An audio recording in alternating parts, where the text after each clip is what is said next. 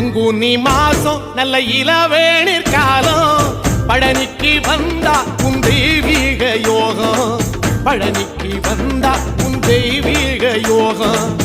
உத்திர நாளில் உன் உற்சவ தேரில் சிங்காரமாக உன் அலங்காரம் கண்டே அலங்காரம் காண நான் ஆனந்தமானே கைலாசன் மகராசா உன் வாசல் வந்தேனே குளிரான பன்னீரால் அபிஷேகம் கண்டேனே